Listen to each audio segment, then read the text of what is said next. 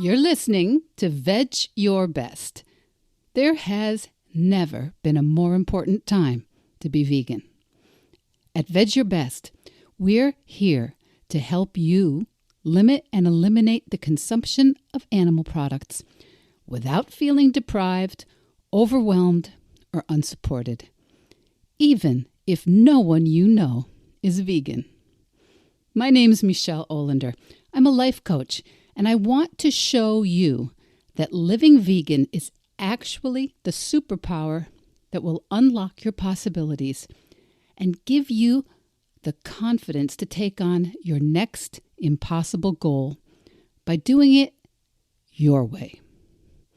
If I could go vegan in my 50s with all my excuses, I know you can start moving in that direction too. Veg your best, and there's nothing you can't do. Episode 98, my conversation with Bobbi Giudicelli, author and founder of Read the Ingredients Foods.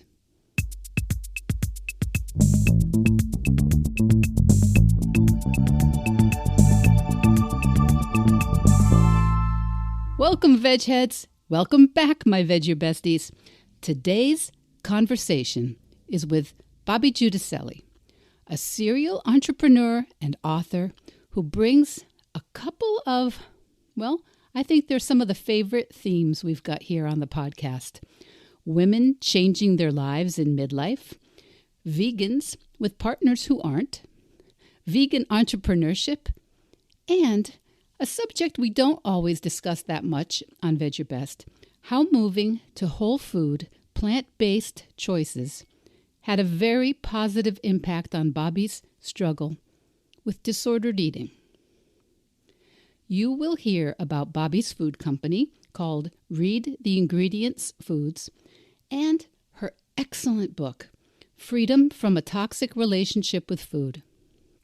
I think Bobbi's book is one you're going to want to look at yourself, and I think definitely you will want to share it with others, but I don't want to use up your time right now. I want you to hear this conversation, and remember, as you're listening to Bobbi, the links to her book, her company, and her products will be in the show notes. Okay, enjoy this conversation with Bobbi Giudicelli. Bobbi Giudicelli, welcome to Veg Your Best. Michelle, thank you so much. I'm so excited to be here. Oh, me too. I'm glad. I love that we're going to be talking today about a couple of things. Obviously, you are building a plant-based vegan brand. You have written a book, which is on my to-do list. I have a first draft, and people listen to my podcast have heard me moan and bemoan the process of writing a book. And you have a family business that you've created with your son. So there's a lot for us to look at and get excited about.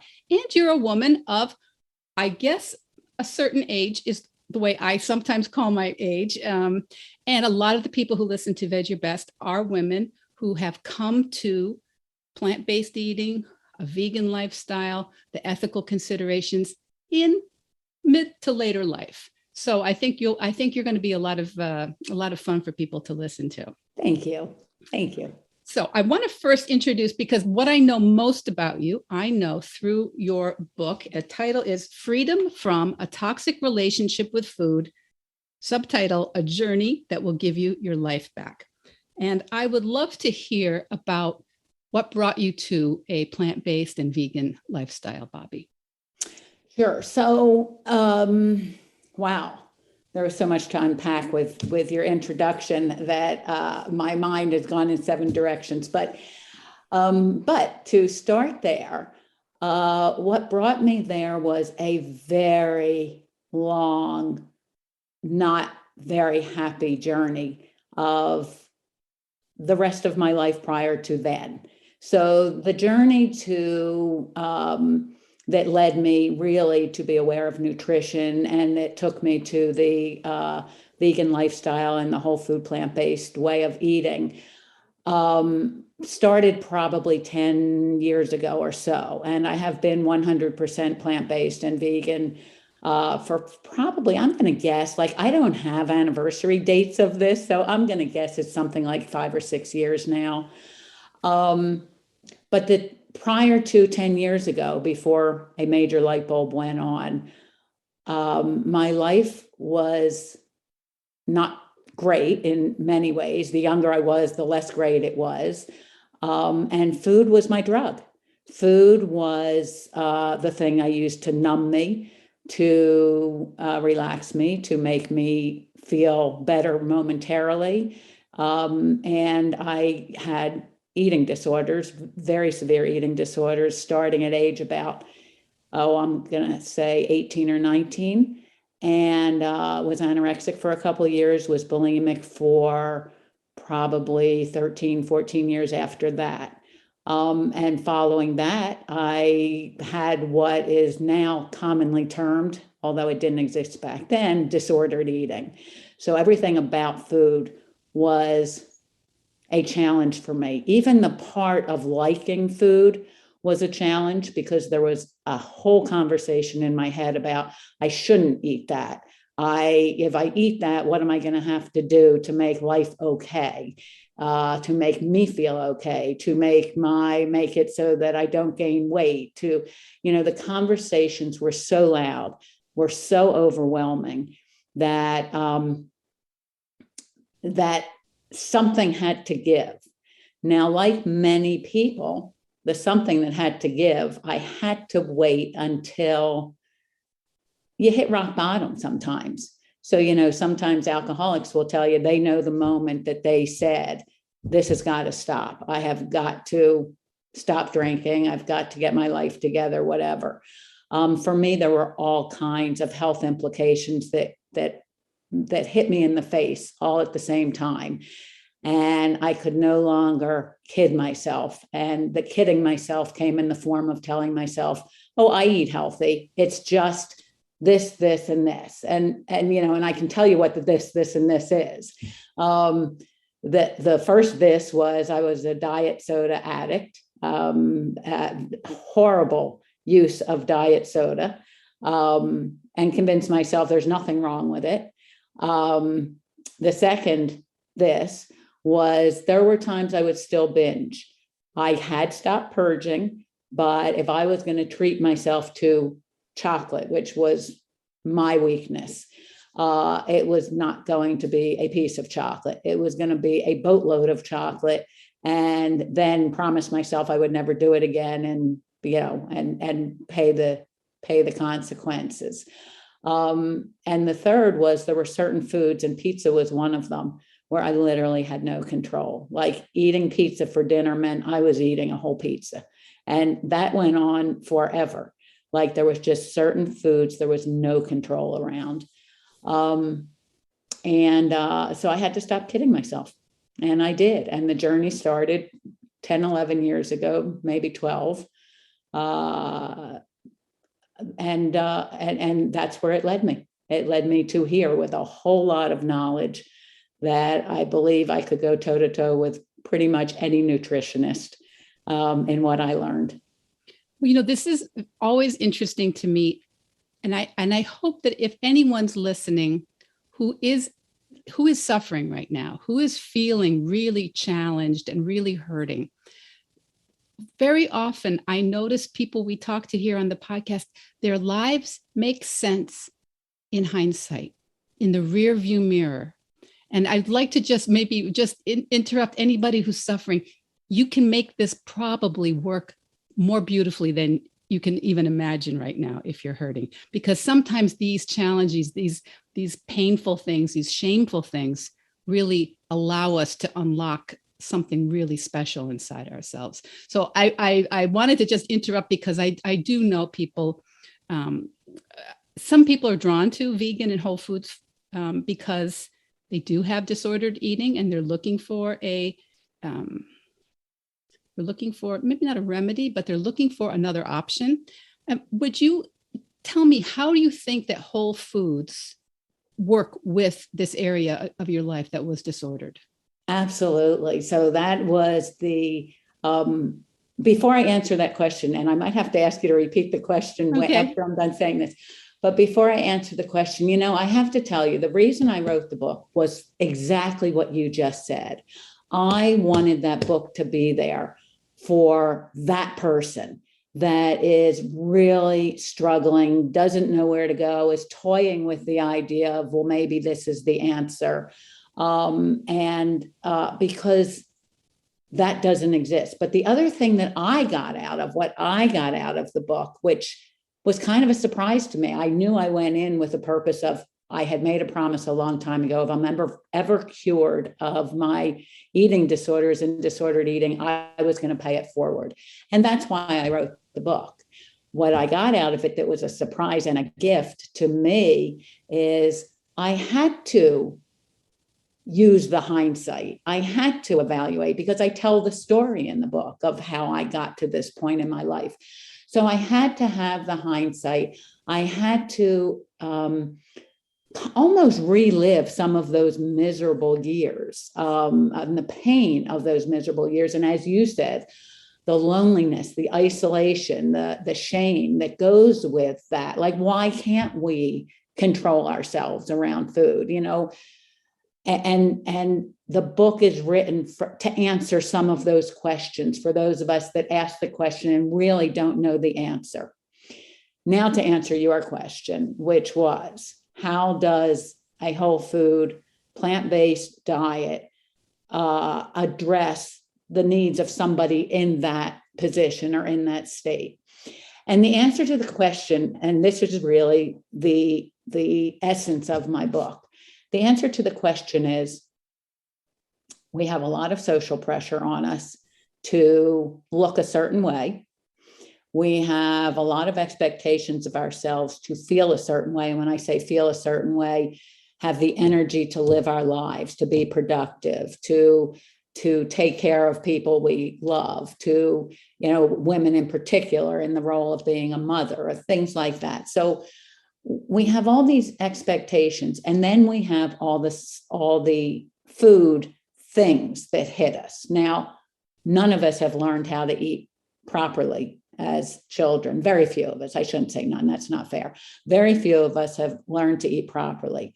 And the battle really is, how can a mother who is, or father or whatever, how can that parent who is working all day, trying to deal with financial pressures, trying to, take care of everybody, how can they fight with, I'll just use this as the example, how can they fight the advertising for McDonald's on TV, the going to a friend's house and a birthday party and having cake and candy, and because what's a birthday party without cake and candy? And even if you're not getting it at home, then you're going to eat more of it when you go to the friend's house, because our palates, and worse, let's go to the baby food that has so much sugar in it that sugar addiction starts at a very young age. So how do we, I say there's three things that we don't learn that are the most critical three things of our lives: how to be a parent, how to be a spouse, and how to build a healthy relationship with food. Those are three things we don't learn anywhere. And, you don't bring the baby home from the hospital with a manual, like, how do we do this? And you don't say, I do, and then get handed a manual on how to be in a happy relationship. Well, it's the same thing with food. And we have all these other things bombarding us. The big food companies put additives in their food to cause us to be addicted. And we think, because there's the other part of big business that's called the diet business, we'll just read this book, follow this diet, and you'll lose that weight. Because in our mind, we were raised to believe it's all about our weight. It's not about our health. That sugary baby food is a healthy food. Our parents were sure of it. And so we have all these issues that come up. Well, what you find out what I found out in learning and doing the research about nutrition and how our bodies really do operate with food, is that, if you take all of the garbage out, then you can. You absolutely, you don't have cravings for unhealthy food. You are not chemically addicted to food the way you are the bad food, the additives, the sugar, the dairy. All of those things are addictive. They're physically addictive. And I could go into it, and I won't, a very technical explanation of why and how we become addicted, and we crave so strongly those things that those cravings can be as strong as drugs or alcohol. And when you're eating whole foods and you've eliminated the refined sugars and you've eliminated all of the dairy, and I talk about this in more detail, so it really does make sense in the book. But when you eliminate those things, food is just food, and you actually love food. Like, I love food now. I did not love food. I used food back in the day. I love food. I love to eat. And oh, by the way, your body works with you for that, because when you eat clean, your taste buds wake up. Like, all that diet soda I was drinking was killing my taste buds. When I got rid of the diet soda, things tasted completely differently. Like, plain old broccoli has flavor. Like, it has a very distinct flavor. And as a result, like, since I've eliminated sugar and processed sugar, everything that has any bit of sugar in it is too sweet for me. It's like too sweet, and it doesn't taste. There's two things that happen. It's too sweet, and it doesn't taste clean, if that makes sense. And I never could have understood what that meant before I eat the way I eat now. Food tastes clean or doesn't taste clean. Like, food that is processed loses its integrity in my mouth to my taste buds. This is something that I always find people either believe me or they go, But yes, I had the same experience, a different journey. But when you're eating virtually all whole foods, your taste buds really change. So people will say, well, don't you miss cake? I haven't had cake. I had vegan ice cream the other day, and I loved it. It was a hot day. I loved it. But that is a rarity, that kind of a processed food. I would love to ask, how much did you eat? One ice cream bar, one of those SO, I think is the brand. Did you have desire for more afterwards? I guess I did start to think, maybe I'll have another one of those one of these days. I mean, I didn't just go, I wasn't just complete, I wouldn't say. So it's possible that it did kind of wake up that whole sugary side of my brain. Interesting. Yeah. But people, I think sometimes people don't realize how much you can really enjoy food without all the kind of junk in it. Yes. And the reason I asked you how much you ate is because I have tried. So actually, I have a dear friend who owns a very premium ice cream company. And she gave me a taste of their non-dairy ice cream. And it was delicious for the first 3 bites. And after 3 bites, I got that lack of integrity in the food feeling, I'm sure, from the sugar.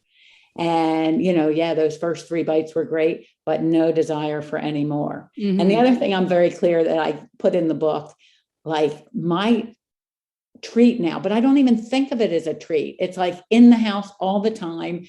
And I eat it once in a while, and a piece is plenty, I make my own dark chocolate bark with nuts and seeds in it and dark chocolate. And it's vegan and it's super healthy.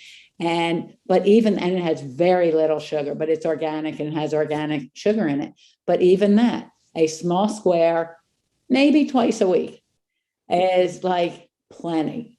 But that's my thing. If I go, most of the time, if I crave sugar, I eat fruit. But that's once in a while I eat that, and I'll go, And sometimes I don't even, I go, I don't need to do that again. So yeah, everything changes. Everything changes. Yeah, and for example, I can't think of anything more delicious than a date most of the time. A dried date. I just think that's like better than a candy bar. And I know people who don't eat that way are like going, you're insane. But people who are eating that way are like, I know for sure it is. So it's something some people have to probably trust us a little bit on. Yeah. So it explains why, as you're going through this process, that you create a brand that allows the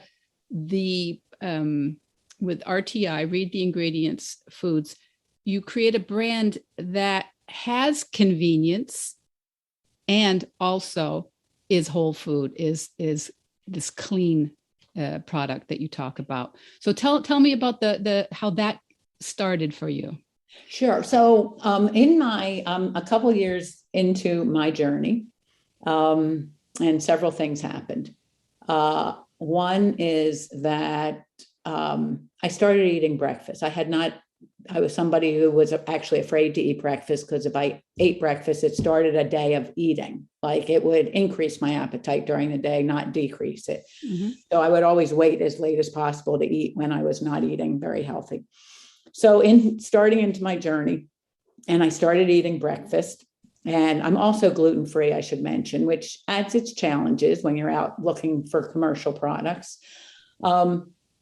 And my breakfast of choice became almond butter and on these gluten-free crackers that I have. Very super healthy, super clean, delicious.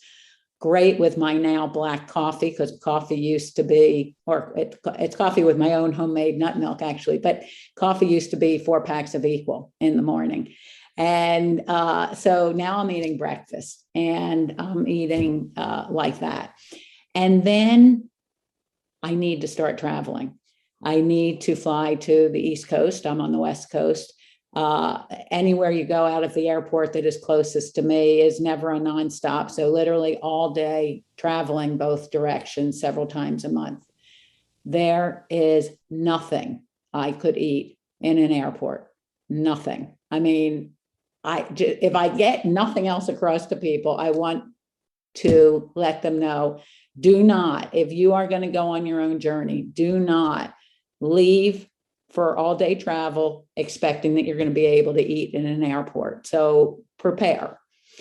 So that's what happened. And I went, well, I can't even bring my breakfast, because you can't take almond butter on crackers it doesn't travel well. Let's just put it that way. I tried. It doesn't travel well. And so I created some recipes of things that I could take with me and eat while I was traveling. And we created 2 products. One of them we had launched originally. We, during COVID, had redone our products for a number of reasons, but that's okay. So right now we have one product called a super loaf.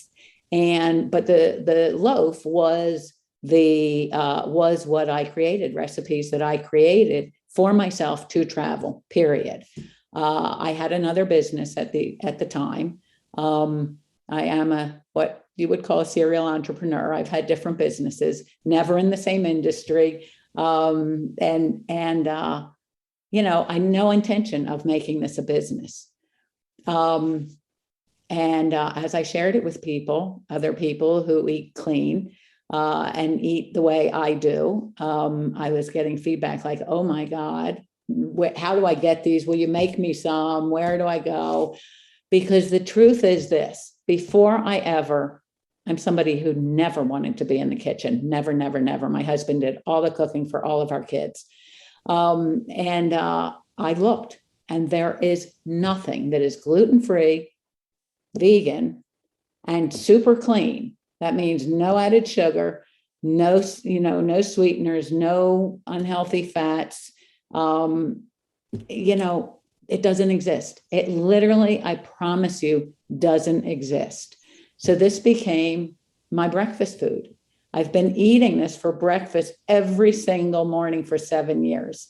But we launched the company a couple months before COVID. So I guess 2.5 years ago now. And we are making it a business. And one of the things that I say in my book is, as I just said before, when you're traveling, don't go unprepared. But when you start on this journey, don't leave your house unprepared, and don't let your house not be prepared. That is, if you get hungry, have foods that are consistent with how you are eating available. Have them available at the ready, because it will take that one time that it's like smoking cigarettes. It's like quitting smoking. That one time you go, oh, I'll just smoke this one. No, it takes that one time of being on the road, running into a convenience store and getting a bag of chips, or God forbid, beef jerky. And, all bets are off, because the additives in those foods are going to derail you in the beginning of your journey. As you get on your journey, you wouldn't even look at a potato chip or beef jerky the same way. So not as big a deal. But when you start the journey, and that's for Read the Ingredients, that we have two missions. One is that we're giving you a brand that helps to educate you about what ingredients should you be eating.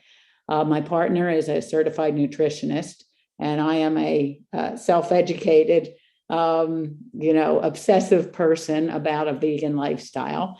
And so educating the public as to what we should be eating and why is an important mission of ours. But making food available and convenient to support that journey was absolutely the biggest part of our mission.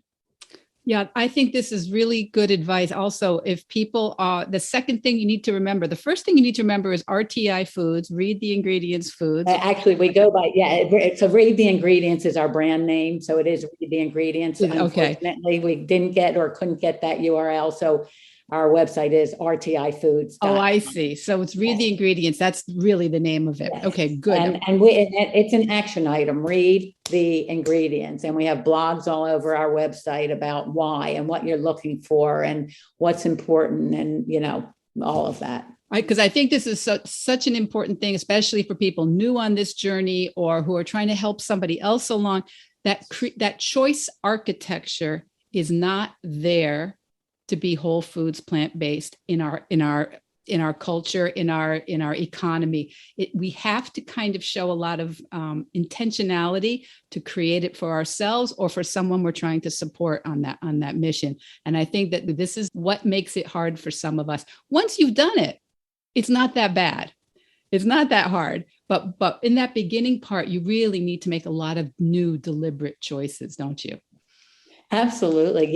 It's so funny that I didn't even, this dawned on me when I was writing one of our blogs more than it dawned on me when I was writing the book. So it doesn't really say this in the book. It kind of does, but not really. So you just said, I know it's not easy. The thing that I've realized in retrospect is anticipation of change is much, much harder than change itself. The change or changing is easy once you make the decision. But the anticipation, the way the human brain is wired, the anticipation of change, losing our comfort, losing what's familiar, even if it's something not good that we're losing, it's the comfort and familiarity that we seem to be hardwired that we want to hang on to. And the anticipation of being outside our comfort zone is so much harder than actually doing it.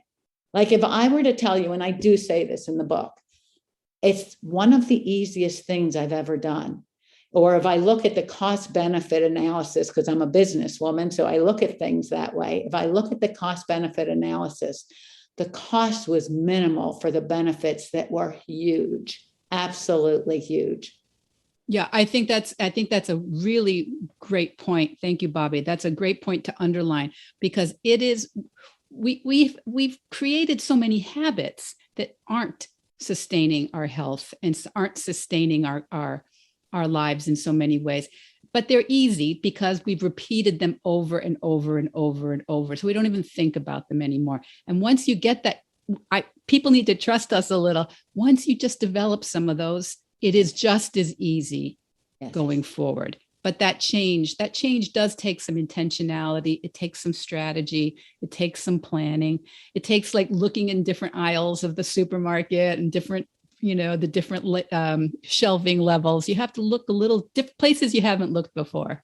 And your book is, I went through most of it in the last week. It has a tremendous amount of information in it. This is not just how I built this, which you should be on. You should definitely be on that podcast, how I built this. But there is a lot of emotional, what emotional eating is and why we use food and why we use all kinds of things. Tell me a little bit about how a whole food plant-based diet helps with these emotional eating issues. That's actually really simple. So if you're an emotional eater, it's safe. Go for it. Go for it. Yes, I would encourage everybody to really, to be successful, especially in the early part of their journey, to understand why they're eating, to ask themselves why they're eating. Are they eating because they're hungry, or are they eating because they're upset, or are they eating because they're with other people and they feel it's the thing to do? We eat for so many different reasons other than just for sustenance. And if you're really eating a whole food plant-based diet, trust me, you can't hurt yourself if you eat whole foods. If you eat whole food that is plant-based, you can't eat too much. You can't overdose on broccoli and string beans and apples. I mean, you will get into the legumes or get into the fibrous, fruits and things like that. Yeah, you're going to feel physical symptoms. And we're all aware of that. The bloating will happen but you are not hurting yourself. You're not short-circuiting your microbiome. You're not short-circuiting or putting out of balance the way your body is meant to be in nature. If you eat the wrong foods, if you undereat, if you don't eat enough of the good foods, or even if you eat just a little bit of foods that aren't good for you, that is so destructive. So people think, oh, I can have just a little bit. Well, if you're not also eating, like, let's take the chocolate example, because we're even going to say the junk food vegan who says, oh, but I am vegan. I don't eat animal products. Okay, I get that. But are you eating junk food? So there we have the things that are going to add to your feeling of addiction or your cravings. It's going to upset the balance of your microbiome, the bacteria that really runs everything from your cravings to your digestive system and your metabolism. And it's just not going to happen right. But if you are really sticking to whole plant-based foods, you can't go ahead. If it makes you feel comfortable to make a bigger salad, make it, or to make, I eat gluten. So one of the favorite meals for me, so I have two favorite meals. And my husband, by the way, I mentioned this in the book, does not eat the way I do. He eats the standard American diet. He swears he will never change. And I'm okay with that. And I dedicate a whole chapter to that. Because that is a challenge for people. Oh, well, my husband would never let me. My wife would never let me, or she won't cook this for me or whatever. But so what we do is we try to eat the same food, only his version, he makes his version and I make my version. So my two favorite meals that we do together are tacos and pasta. So when I eat pasta, it's got to be one of the healthiest meals that you can eat. I get a ton of extra protein from the pasta itself because I'm gluten-free. And so it's all made with legumes. And I make this incredible medley of vegetables, lots and lots of mushrooms, and I love that meal. But when I'm, done eating that, I'm done eating that. Now, if there's, let's say that you couldn't, if that's the comfort food for me, like, it's not going to happen. I might eat it because I'm in that emotional, I want to take care of myself and be soothed, but I'm not going to overeat it like I did in the past when it was the conversation in my head about, well, you're not normally going to eat this, so you're going to eat more, and you really want to numb yourself, and it just doesn't happen. It doesn't happen. And so, yeah, there are days I eat more than other days. Does that mean I eat, I don't know, more carrots and nuts? Yeah. And that's okay. And I'm the same size. I have the same mental clarity. I have the same level of energy. I have all of these things, whether I've had 2 days of stresses where I know I ate a little more. But I also don't go automatically to food anymore. I used to, and I don't. It's not the best. It's not the thing. Like, I love food for what food is. It's no longer, and believe me, I spent well over 50 years eating for all the wrong reasons. And now when I'm eating, it's usually for the right reasons. And if it's not, it's okay. I think this is great because I don't talk about eating disorders or disordered eating very often on the podcast because it's not my specialty and it's not my journey or my background. I do once in a while pipe up when people give me a hard time that by promoting a vegan or whole food diet or lifestyle, that I am promoting restrictive eating. And that is why I typically show my lunches, because I eat a big heaping plate of whole foods every day. I mean, I really eat plain. There's nothing, in my opinion, and I think everyone can have a different opinion about what does restrictive mean. But for me, I don't feel that I eat anything restrictive. And I always say I always was somewhat restrictive. There were things I didn't eat my whole life that I didn't consider food. And a lot of, and I was a very adventurous eater as a younger woman. I ate pickled pig's feet. I did a whole episode on that. So I ate foods that a lot of people would just go, what? That is not food. So the idea of restriction, one of the things I see people, we're talking about like overeating and emotional foods. If you don't eat enough whole foods, that can be a problem, because if you're used to having a nice little tidy plate with your salmon and your whole grains or whatever, you're going to be hungry. That's my suggestion. So I think it's wonderful people know that this is not likely to send you careening into binging food if you're eating large portions. Completely the opposite. So I address in the book, there's a whole chapter on, I call it on dieting, and I call it the four letter D word. Because think about this. So most of us, we can't help it. I mean, I'm basing this on a sample size of, growing up and talking to every woman I know. It's all about their weight. Always all about their weight, looking good, being thin. Everybody equates being thin to being healthy. Everybody equates being overweight to being unhealthy.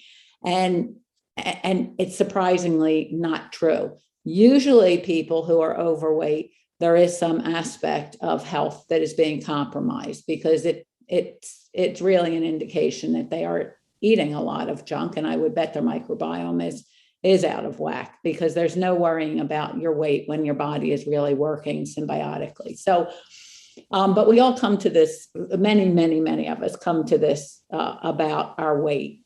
And so I talk about dieting, because that's where most of us go for the weight control or weight management or losing weight. And I mean, can you imagine, and I don't know if dieting is in your background at all, but can you imagine how, like, I think back when you're on a diet, there's nothing more restrictive than being on that diet. They're telling you exactly how much you can eat, what you can eat. You're constantly having to count calories rather than enjoy the food, or you're constantly counting carbohydrates, making sure that you don't get any and that you're putting all this fat into your body. Or I could go on and on and on with all the different kinds of diets. But we tell ourselves it's okay to restrict ourselves for a short period of time. And then we're going to go back to, then it will be okay to have that ice cream. Mm-hmm. And the truth is, if that worked, like, we wouldn't have the billions and billions of dollars spent on diets, because it would work. It would be a one and done. And so, bad news, spoiler alert, it's a lifestyle change. It is a lifestyle change, but it's a lifestyle change that nature works with you. So you and I agree, because this is how we live our life. This is our lifestyle. We don't have these cravings. We don't feel we've given something up. And I am telling you, I talk in the book about when a doctor suggested to me that I give up dairy. I was in a business that was all about dairy at the time, that I give up dairy and sugar. And I was like, are you crazy? I said, it's all, she goes, well, if you are that fatigued and you feel that miserable, and the tests have showed X, Y, and Z, I just want you to do it for 4 weeks. And I was like, okay, that I can do. And she had me give up dairy and sugar for 4 weeks. And the difference of how I felt after 4 weeks was unbelievable. And maybe the first 3 days were difficult, but after that, it wasn't difficult. And it was a big part of what I recommend in the book or what I share as my journey, that I truly believe would work for a lot of people that can't quiet that noise about, oh, but I can't give it up. Oh, I can't give it up. I can't give it up. Well, what are you willing to give up instead? Your health, your energy, your, playing with your kids and your grandkids. I have 6.5 grandchildren. I want to be out there playing tennis with them and skiing with them and riding bikes with them. And I do it now, and I expect to be doing it for the next 10 or 15 years. More, I hope. Much more, I Yes. hope. Yeah. I have 3.5 grandchildren, and that gets your attention when you start seeing that they're little, and you want to see them at their weddings and their graduations and their, all sorts of achievements. Yeah, I think this is something I wanted to piggyback on that idea of what you said before, that you're gluten-free. Mm-hmm. This is an area I know a lot of people who are moving in a whole food or a vegan lifestyle find very tricky, is also not having gluten. So your products that you make obviously are filling that, not filling it, but offering something in that niche, right? Mm-hmm. Yeah. So what other kinds of thoughts do you have about, since you eat this way, how would you help people who are trying to get rid of gluten? I still eat gluten. I haven't noticed any sensitivities, but I'm open to the fact that maybe at some point I might want to experiment with getting rid of it more. Yeah. So let me say, before I answer, I'll try to remember the question, but I might have to ask you again. But let me address the gluten thing. So, everything I did based on my own research and listening to and reading, from some of the leading experts. Most of them were doing it from the point of view of whole food, plant-based. I will say the one topic that I have seen that is, I give both sides to. So I've heard doctors who specialize in this area say, at some point, everybody will become gluten intolerant because of how gluten works on our microbiome in our system. I have heard others say that, no, it's hyped up. And really why so many people believe that they are gluten intolerant or gluten sensitive is because of the way we grow our grain in this country. Now, the other thing I'll say about it is, the only way to know if you have a problem with gluten as a substance is to take it out of your diet and then try and reintroduce it and see. And the reason that I took it out is because I accidentally had periods of time I wasn't eating it, and then did, and realized and had no idea what it was, and that I was reacting to. And then the light bulb went on. I go, oh my God, for those days I'm not eating any bread. And then suddenly I'm eating bread, and very strong reaction. And then when I eliminated it completely, and I reintroduced it almost by accident 2 months later, it was a very severe reaction. Now, that said, so I really did subscribe to well, everybody must, I did subscribe to believing at some point gluten, we all are reacting to gluten as an inflammatory, because inflammation is one of the symptoms people don't even know that they have until they get rid of it. So inflammation is a funny thing. We all walk around going, oh, well, yeah, of course, I had an injury there, or the weather is bad, or, whatever. No, it's not normal to have inflammation in your body all the time, every day. And we don't know that those aches and pains are actually inflammation, or that bloating is inflammation, and it is. So, and inflammation was what, and I have had so many orthopedic surgeries that I have every reason, and I've never been able to tolerate anti-inflammatory. So I have every reason to say, oh yeah, of course, my back surgeries and this and that, they're all, so there's all these things going on. Recently, we decided that Sunday night was pizza night. And I have great recipes to make my own gluten-free pizza crust. And pizza for me, I've dropped the sauce and cheese a long time ago. Pizza for me is just vegetables on top, and it's wonderful. And I love the gluten-free crust I make. Well, my husband has been getting flour imported from Italy, because that's really what good pizza uses, and I am from the East Coast. And so I admit, that kind of New York pizza is like something that I used to absolutely love. So I tasted his pizza, and guess what? It didn't have an effect on me. Mm.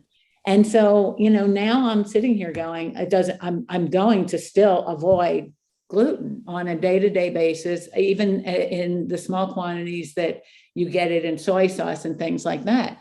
But it is something that, I'm glad that I avoid. It makes me feel miserable, but it may not be the gluten. It may be the way the gluten is working with the chemicals that we use to grow the, I've had organic bread that I do react to. So it's not the chemicals, it's something else. It happens here. It doesn't happen with the imported flour. And your question was? My question is how would you help people make choices that avoid gluten? Because it is one, if you're starting to get rid of all animal products and gluten, yes, it can be like, wow, now what do I eat? Yeah. Okay. So, couple things. And I used to love bread. I mean, I used to love sourdough bread. I mean, when I moved to the Bay Area, San Francisco area from the East Coast, I was like, I couldn't get enough of it. And I actually come from Philadelphia. Philadelphia soft pretzels were like, to die for me. Like when I would go back to Philadelphia, I'd have to eat plenty of soft pretzels. Again, I don't miss it, but that doesn't really answer the question. So what do I eat instead of? Because my book is all about make sure you have substitutes. So I will tell you that I am a huge fan of gluten-free pasta, a huge fan. I actually like it better. But buy only super clean gluten-free pasta, because there is a lot of garbage, and there's a lot of garbage in gluten-free commercially made foods, because a lot of the big companies just said, oh, gluten-free is the latest craze, so we'll make it gluten-free. And then they put a whole lot of garbage in it to either give it shelf stable or so fillers and additives and flavor enhancers and whatever they do. So gluten-free pasta is amazing. And you can find it in different forms, so all the different shapes, and you can, the recipes that you can make with just vegetables, and it's higher in protein, so you're getting your protein there. You don't have to add beans and lentils and all of that. And actually, I've found very few, but I have found gluten-free breads that are vegan. Most of them, again, commercially made, are not very clean and not very healthy. I have found them at farmers markets. I have found them there's one East Coast chain of cafes that makes an incredible gluten-free bread. But I've also found 3 or 4 recipes that I make incredible gluten-free breads that I think taste better than than any commercially made bread.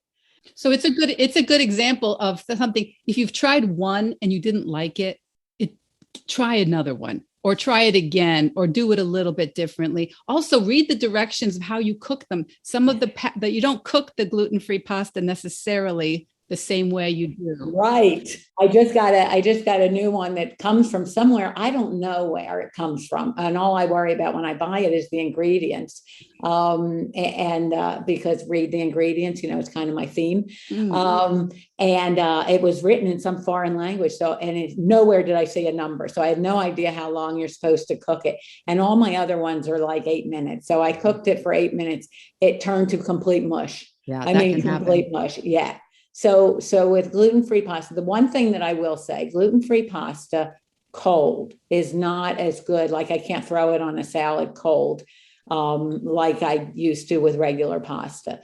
But you can run it under warm water and then throw it in your salad, and it's delicious. It's delicious. So the only thing you can't do, there are limitations.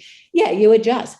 But like everything else, I would never eat meat again. I would never eat regular pasta again. And I don't miss it. And bread, I've never baked bread before in my life. And the gratification of baking a loaf of bread that I love, that I can eat. And there are also commercially, there's a bread that I buy commercially, and there's a bagel that I buy commercially that is both vegan and gluten-free. And you're not going to suffer. You're not going to suffer. There's a learning curve, and there's an experiential curve that you have to get out there and try a few different things, and not just throw the pasta out with the bathwater or whatever the metaphor would be. So listen, I want to be conscious of your time, but talk to me a little bit. Tell everybody about Read the Ingredients, the products, how we get them, what we can find, and how you suggest we try them. Okay. So the one other thing I'm going to throw in though, Michelle, because we had talked about it before, is so my son is my business partner. So I have 3 sons. I love them all to death. Only one of them could I ever work with. And I want to make it very clear, like in the introduction, you said we have a family business. I don't think of it as a family business, because our goal is that this becomes a very huge business with all the integrity of our products that it has now. But my son is my partner because it's the second business we've done together, and he's the best business partner I've ever had, not because he's my son. He's very smart. He's very grounded. I'm the one that comes up with some impulsive ideas, and he's like, okay, now let's talk about this. The other thing that is mind-blowing for me, because I became aware of this without it ever being a conscious thing, how valuable it is and how rewarding it is for us to have our company represented by 2 different generations. Like I've always said, the day I became an empty nested mom was like, suddenly, you're losing some relevance in today's younger world kind of thing. It was very interesting because we grew up, I was very, very close to, and I'm still very, very close to all 3 of my sons. But having Michael as a business partner, I feel like, okay, I'm young, it's like, yes, I'm out there. It was many years in business that the people that worked for me and around me were much, much younger than I was. And I loved that. But this really just does so much for us, for each other, and for the brand. It really does. So Read the Ingredients. Right now, we are sold online at rtifoods.com.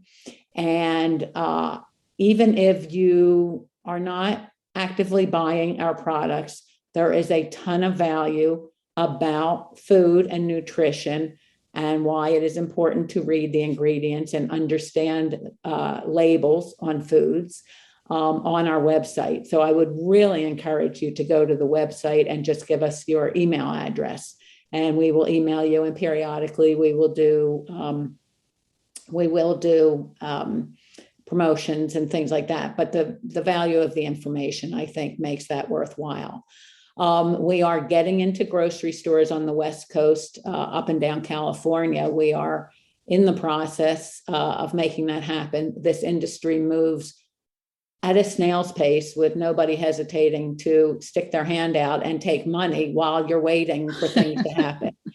I just want to say, if I had any idea of the layers and the complexities in the food industry, I'm not sure I ever would have done this. It's so frustrating to me that it is taking us this long to get into grocery stores, because we get asked all the time, where can I buy it? Where can I buy it? But for right now, it actually is less expensive for you to buy it online, because we sell it in bulk just to cover the shipping, to ship it anywhere in the contiguous 48 states, because it is a perishable product, and we need to guarantee that it gets to you in 3 days. And it doesn't need to stay frozen while it's traveling, and it doesn't stay frozen, but it stays cool. It has a few days shelf life. It's not a problem, but you do want to store it in your freezer, and it's good in your freezer for up to a year. And there's directions about how to thaw it or quickly stick it in the microwave, whatever your preference would be. So that's exciting. So people should to find out where to buy it and how to buy it and what other range of products you're going to be creating. It's to go on rtifoods.com, read the ingredients. That's the RTI. Okay. That's important to know. That's really important to know. Is there anything else you'd like to make sure that the Veg Your Best listeners hear from you today before we say goodbye? One of the things is that again, back to the book, this book is such a passion project for me. And if anybody gets the book that wants to reach out to me and share anything, I say that in the book, and I tell them how to reach out to me. I want to hear from you, and you will get an answer. I want to hear from you. I knew how lonely this journey was for me, and the years prior to making the commitment to myself. I want to offer that level of support. And it's why I'm so excited to have the opportunity to meet you, Michelle, and to be on the podcast. And it is very important to me that I pay this forward. Thank you, Bobbi. Bobbi Giudicelli, everybody. So the book's title, and it's all the links will be in the show notes, but Freedom from a Toxic Relationship with Food. And this journey that you've been on it is beautiful that you're offering to help people from the point that you've gotten to. This is something we talk about in life coaching, is to have this kind of conversation with you in the future, you in the back, and notice that there's wisdom, even if you haven't gotten there yet. There's wisdom in the future for you, and a lot of hope, and a lot of inspiration. And I think reading your story is going to be really helpful for a lot of people. Bobbi Giudicelli, thank you so much for joining us on Veg Your Best. Thank you, Michelle. Really, it's been wonderful. So, veg heads, what did you think of Bobbi? Let me tell you, we did not discuss even half, maybe not even a third of what's in her book, Freedom from a Toxic Relationship with Food, a journey that will give you your life back. I so encourage you to read Bobbi's book and to share it with a person that you know could really use Bobbi's clarity and message. That book is so full of so much wisdom and so many facts. You are going to be dipping into it many times. And the link to order the gluten-free vegan products that Bobbi's created with her company, Read the Ingredients, it's in the show notes, rtifoods.com. Bobbi Giudicelli is almost, I don't know, is she exactly the Veg Your Best avatar? I don't know. I think she is. Bright, midlife, vegan, driven to make an impact and to share this lifestyle. So consider following Bobbi, reading her book, and trying some of her products, and let me know what you think. All right, we're almost at 100 episodes, kids. I can't believe it.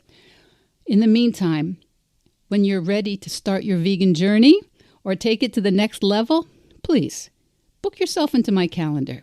There are links in the show notes, and you honestly will be amazed by how much you can accomplish before summer ends. 8 weeks, all about you. Okay? Okay, kids, veg your best, and I'll be back next week. Veg Your Best podcast production, music, and editing by Charlie Weinshank. Thanks, Charlie.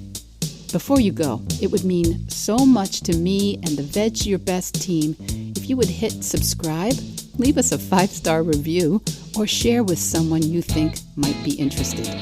Something about algorithms, it helps bump us up a little in the rankings, and that's the best way to help others find the podcast and for us to find our audience. So, until next week, make it easy and veg your best.